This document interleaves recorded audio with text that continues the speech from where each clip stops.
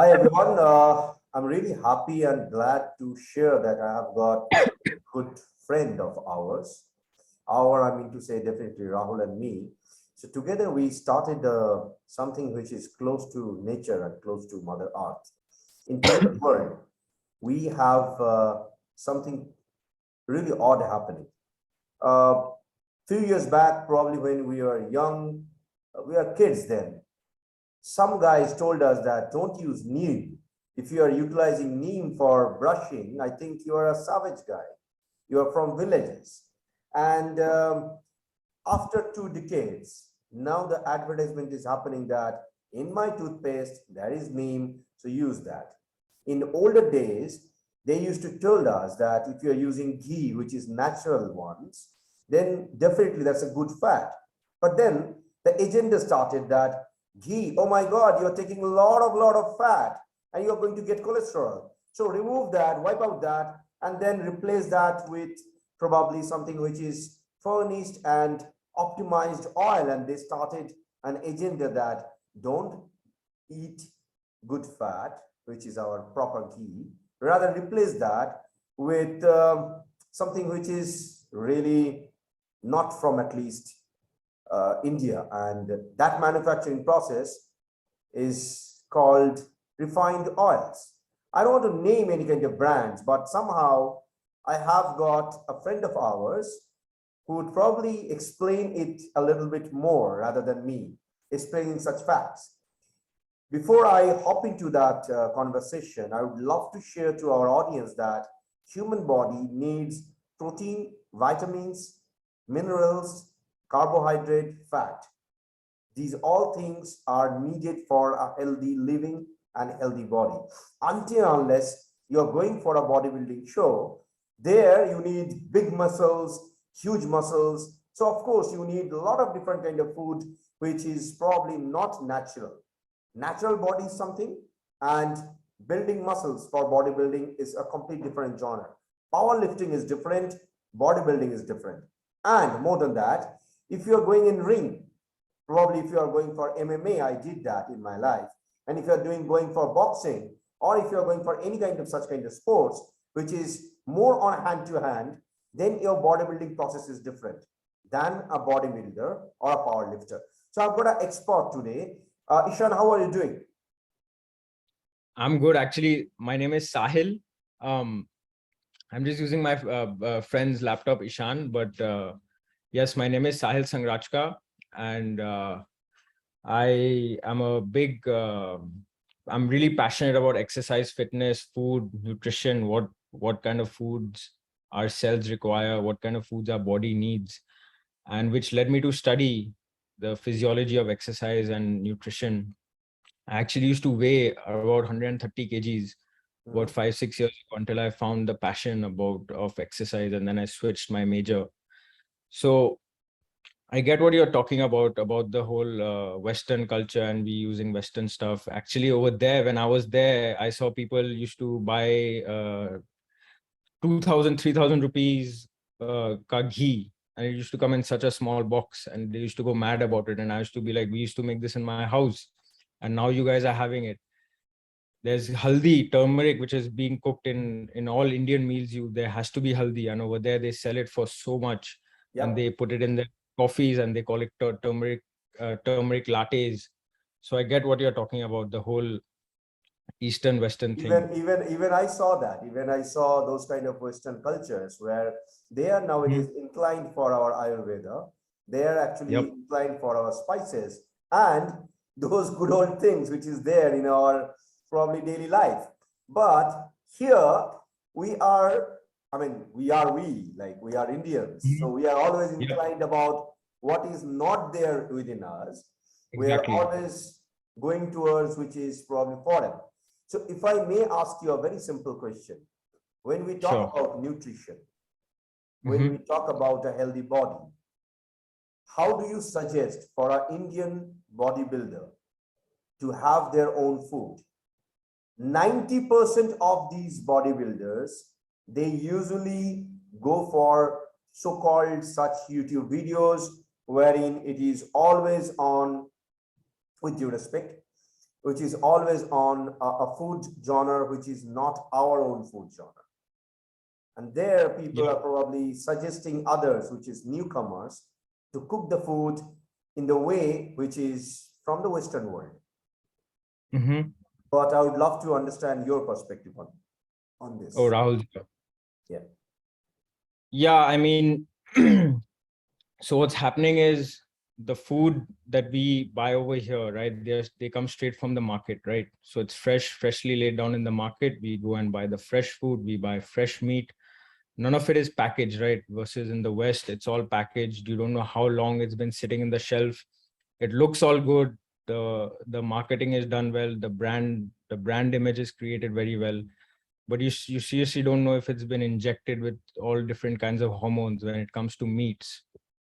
And also when it comes to vegetables, there has been a lot of research and studies saying that the best time to eat any fruit or vegetable is right after it's been plucked from the ground, or it's been plucked from the plant, right? true. Whereas the system now is like you store it in grocery stores and then it's been lying there, and studies have shown that it loses most of its, at least 25 to 30%, the nutrient value. And that's why you're seeing a big trend in organic farming, and people, not relying on the markets and the supermarkets, but they've taken matters into their own hands, which is why I love the idea that you are trying to do with your organic farm in near Sundarbans. So the best bet, yep. So the best way to go about it is try and have whole grain foods. So instead of eating a bag of chips, right, which is made out of potato, right? So you can say, yeah, there's potato in it. You would rather eat an entire potato by yourself, right? So you see the whole difference between whole foods versus processed. In processed foods, all the fiber is removed. It's all fermented, and it's all made in such a way that it's broken down into easily digestible powders, right? Yeah, Like if you see cereals, you have Kellogg's cereals. These are all processed. The fiber is removed from the bran. When we eat that, the glucose in our body spikes up, blood sugar spikes up because yep, it's so readily available. Our body doesn't have to work hard to break it down. Versus if you have, let's say, a whole grain like quinoa, your body has to work hard to break it into glucose, like all carbohydrates, whether you eat a piece of cake or you eat a piece of bread or you eat a piece of fruit, it's ultimately going to be broken down into the most simple form of sugar called glucose, right? So now if you have something processed, your body is going to not work that hard to break it down because it's already broken down by man. Versus you have like proper vegetables, these are like full and rich in fiber. So body takes a lot of time to break it down and break it down into what it's actually made up of. So the best bet for if you're trying to make up your body, whether it's meat or being vegetarian, the best bet is to have whole grain foods that aren't processed at all. The whole we can keep talking about the debate of eating veg versus eating meat. That's another something for another day, but the point is be as natural as you can, be as whole grain oriented as you can, and stay away from the processed stuff. true. In fact, I would love to understand, or rather, ask you to share that when people go for restaurants or maybe they are going for fast food joints, they Mm-hmm. sometimes ask me that, Arijit, you are busy in your work, you always travel, but even though you are taking care of your physical fitness, how exactly you do that? Rahul knows me a lot about me because we travel a lot together. I never ever go for so-called processed momo until unless it is actually done in a restaurant, which is not a fast food joint. And Mm-hmm. frankly speaking, when you go for that kind of fast food joints, the main problem is if you have a chicken momo, it's cryo frozen.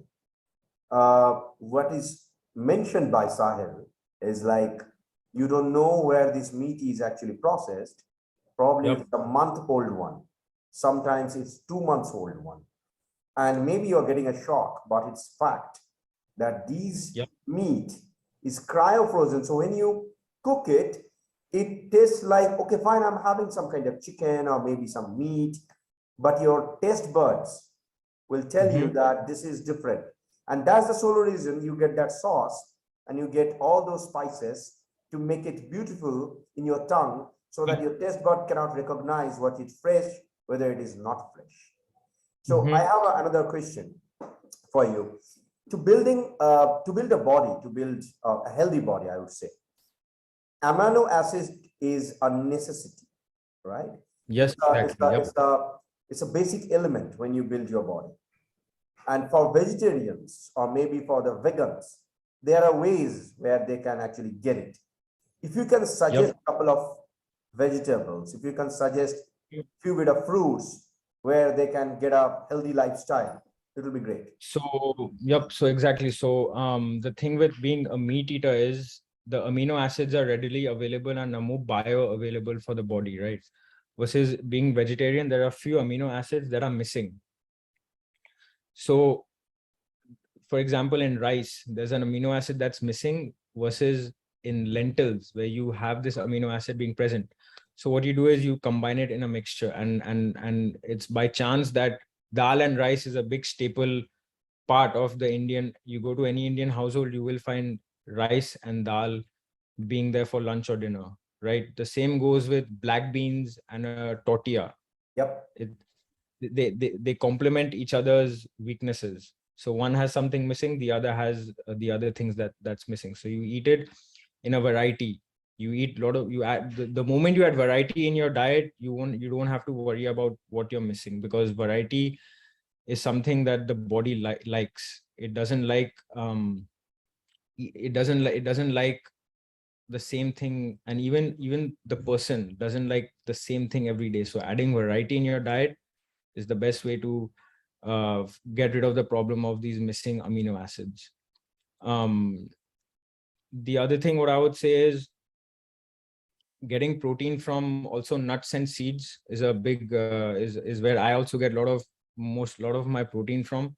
You know, when it comes to protein, people just think of, you know, chicken breast and just meat, and, you know, they have a big thing that, all right, if I'm vegetarian, I'm not getting enough protein. But I have been a vegetarian for about 2.5 years, and I have been training, and I've never felt weak or any, you know, I haven't felt a lack of strength. There's abundant vegetarian sources of protein, and you'll see even in a lot of scientists and, you know, professors, they'll make analogies in the in nature. So they'll compare, like, if you see a horse, it's pretty strong, right? If you see the muscle of a horse, it's pretty big. And a horse doesn't consume meat, it consumes mostly grains. Yeah. Even a gorilla is super strong, one of the strongest animals in the animal kingdom, and yet it doesn't consume meat, it consumes mostly plants. Same goes for an elephant, so mighty and so strong, yet it's a vegetarian. So I just want people not to get confused about, you know, being vegetarian. Nothing's going to happen to your strength. Nothing. You're not going to lose out on a lot of muscle. If you do it the right way, if you eat the correct food, you will be strong and you won't be weak. Because I also used to eat meat before, like everything, but then I changed and I just felt way better. I want to give a bit of my own kind of tips.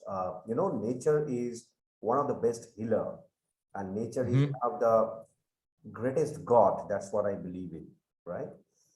So when we look at any kind of fruit, if you look at seasonal fruits, if you consume seasonal fruits, it's good for your body. Example, in I mean, with due respect to the English and English speaking people, even though we are talking in English because so that people can understand us better. Yeah. Everything is apple for them. Okay.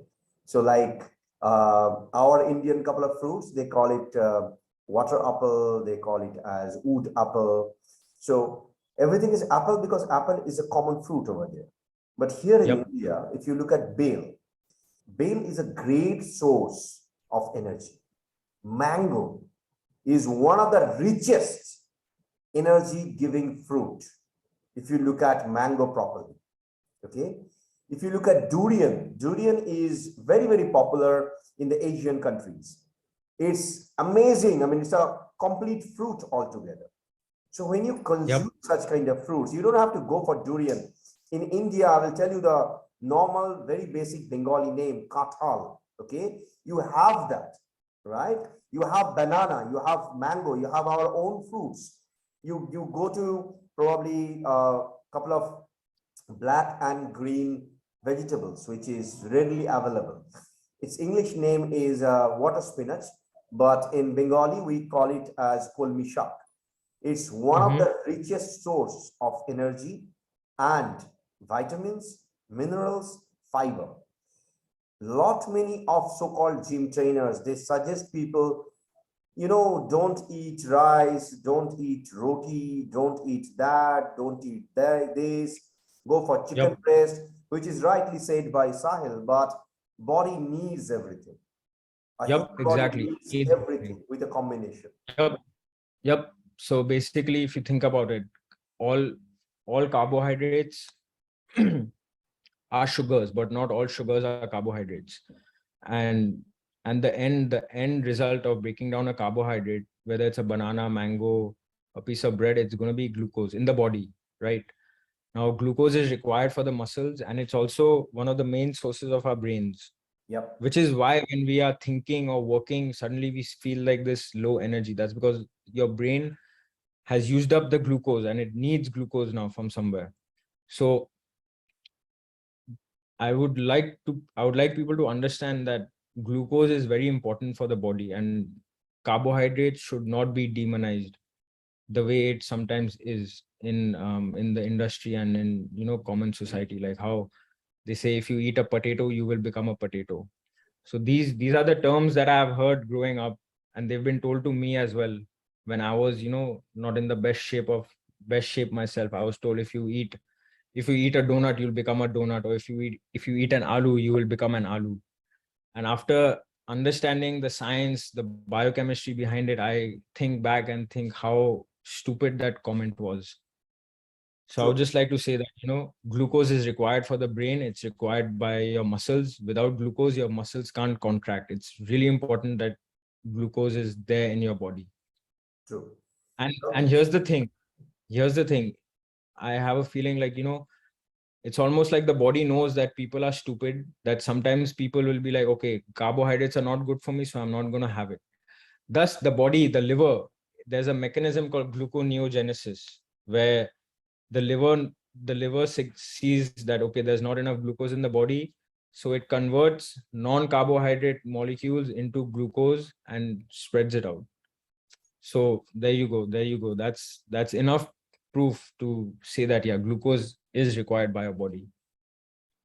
true. Beautiful inputs, Sahil. I would love to continue our conversation in a sequential way. So, guys who Hmm. are watching our channel, to be very honest, will be coming often to give multiple number of tips. But before we go, I would love to ask Rahul a little bit of questions. If you are buying vegetables, or maybe if you are non-vegetarian, I'm a non-vegetarian. I buy fish, I buy eggs, I buy meat. Rahul is a complete vegetarian person. He buys only vegetables. But the challenge is in today's time, if you look at the kind of vegetable which is available in the market, supermarkets mainly, okay, they are selling such kind of elements, I would call them, which is not organic. And it has been pumped in, pushed towards us in such a bad way that in today's time, in Punjab, we call a train as a cancer train. And the reason for this, so much of such bad elements has been injected into those vegetables that human body nowadays are consuming not the proper thing, but probably such kind of bad elements. And that's the reason you are not getting energy. You're more talking about, okay, let's go organic. So we used to be organic once upon a time, right? Rahul, I would love to understand your perspective about how do you consume energy. I know that you are a tea lover, so you start your day probably with few bit of very basic techniques, and then you go for a sequence of your own body healing methods. Rahul, if you can share, please. Good evening, sir. So, like as you know, I start my day with brewed tea. I usually prefer white tea for its low caffeine content. Right. So, and I have a lot of tea. Like I use the tea leaves just once, but the just one serving of tea leaves, but I fill water again and again until I have like 1.5 liters of tea in a span of like 1 hour. So now with that much of warm water inside my body and with overnight fasting, so that water and tea combination cleanses out a lot of toxins from my body. Right. So after that, I wait for at least 1 hour to have my first meal around noon.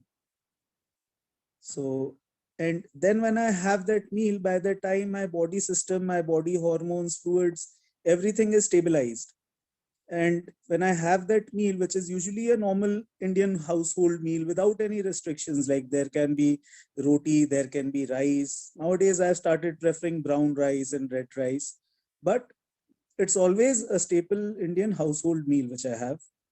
And then I continue with my daily routine of work, and then I have my dinner, and that's it.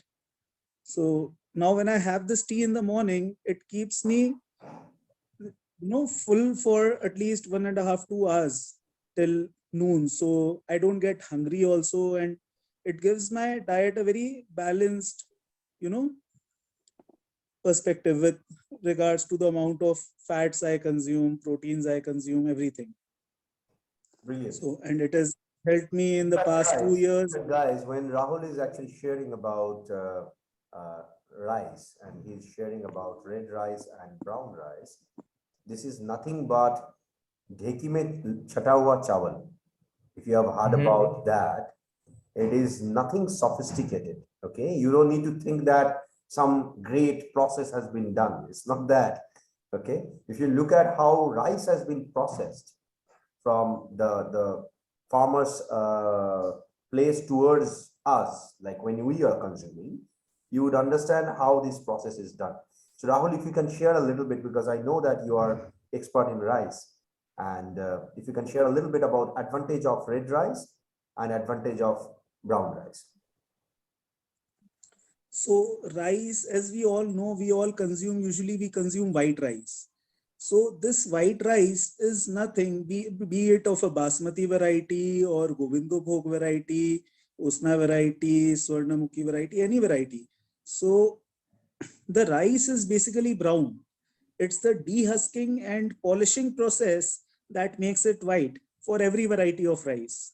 So when I am consuming brown rice, so it's basically just a dehusked rice. The husk is removed, but the rice bran layer, the main fiber layer, is retained.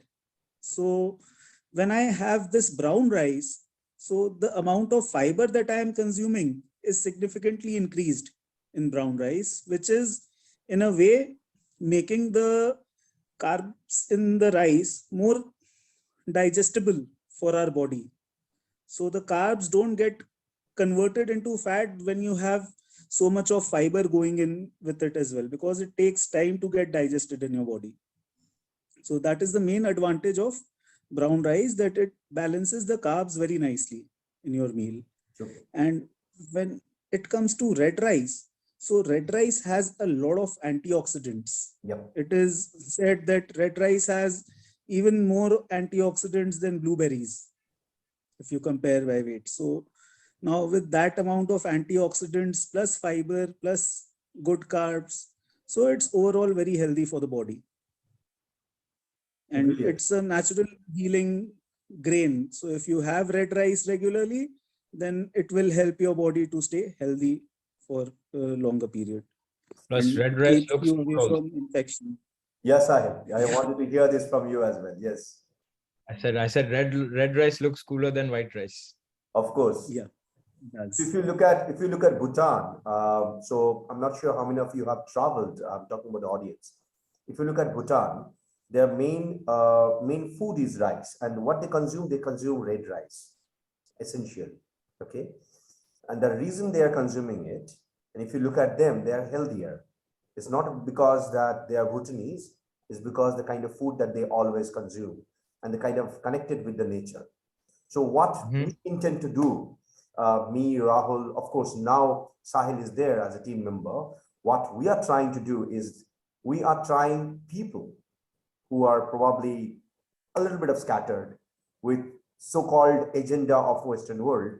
We are trying to give them a healthy life, and we are producing organic foods at the moment so that people can have a healthy life and have a healthy lifestyle. Remember, always remember, if you are working, if you are probably an employee or an entrepreneur, or maybe working in a very decent level of government job, it can be a C-level position in a corporate. Of course, we have a lot of pressure. We have work to do. Mainly those are brain works. But if your body don't permit with your brain, probably sometimes you fail performing. So it is important to go with workout and have a healthy meal in your lifestyle. You don't need to go for a rocket science for this. I mean, trust three of us on that. Okay, probably we can open our shirt and show you our muscles, but this is not the decent way to do it. But to be very honest, if you really want to have a healthy lifestyle, let's go organic. Let's go for our mother nature. We have killed our mother nature enough. Let's say that, let's stop killing our lands and our ponds with the name of so-called urbanization. Let's have something which is good for body, for humanity. Otherwise, it's like it's going to be very difficult for the next generation to at least understand what was the taste of that so-called butter which was there in our childhood days, if you look at today's butter. So it is a little bit of change of mindset which is required from the common man's perspective. We will all have a healthy lifestyle. With this note, I will close today's session. We'll come back once again with lot many tips, and I will encourage all the other people to join our live session in the next Zoom call probably. If you have any question, we'll be more than happy to answer. And eventually, I can share that we are coming up with expert sessions for this. So if you have any problem, any issues, Sahil is there. You can connect him directly. I'm there. Rahul is there. We can have a conversation, and probably if I can help you, it will be nice. Yep. I just want to say that even though my Zoom call says Ishan Mitra, my name is Sahil, just for your audience so that they don't get confused. And if they want to look me up on Instagram, they can look me up by the name vitamin_Sah, S-A-H. Right. So this is his name, Sahil, and feel free to connect him in Instagram. Feel free to check our website, healthplanetar.com. I will put that URL after I upload that into the YouTube channel. Thank you so much for joining, Sahil. Thank you so much for joining. Enjoy your Sunday. You too. Same to you. Bye, guys. Bye. Bye.